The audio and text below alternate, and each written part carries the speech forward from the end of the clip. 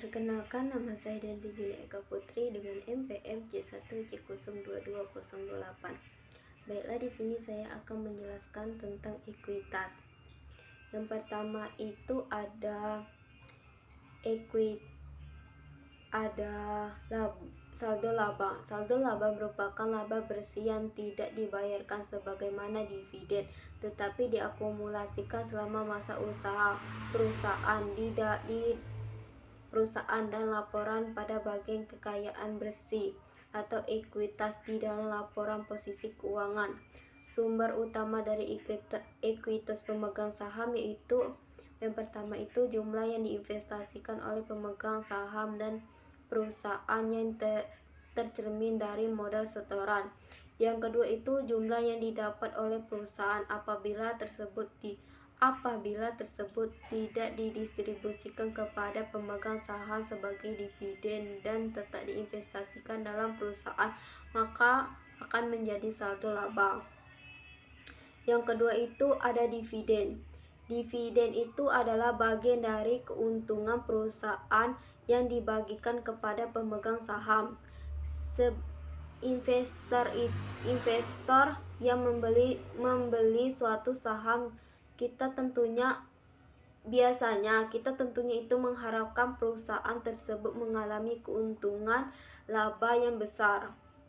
Dividen dikeluarkan perusahaan berdasarkan keputusan penentuan rasio pembagian dividen yang akan dikeluarkan.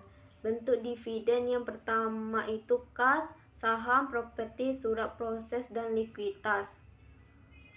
Yang ketiga itu adalah saham treasury. Saham treasury adalah saham biasa yang diterbitkan dan diperjualbelikan untuk investor,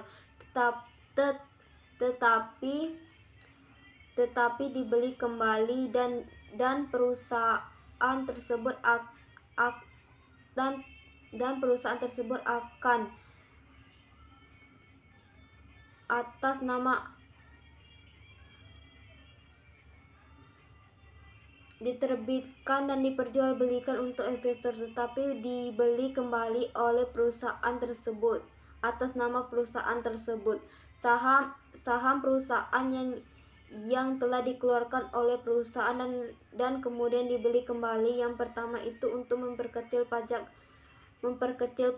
kedua itu untuk meningkatkan laba per saham, dan ketiga itu mengalami ekuitas. Yang ketiga itu untuk mengurangi jumlah pemegang saham. Keempat itu untuk membentuk pasar bagi saham. Yang kelima itu saham yang akan dijual kembali kepada karyawan perusahaan atas saham yang dibagikan sebagai dividen. Yang kelima itu untuk dikeluarkan dengan surat-surat berharga perusahaan lainnya.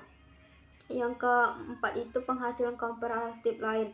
Pemilik kooperatif yang meliputi yang pertama itu perubahan dalam suplai revolusi, kedua itu keuntungan, dan ketiga itu akuntabilitas dan atas program manfaat bagi yang diakui. Ketiga, keuntungan dan kerugian yang timbul dari laporan keuangan dari pengakuan kembali aset keuangan yang dikategorikan sebagai persediaan yang dijual. Kelima,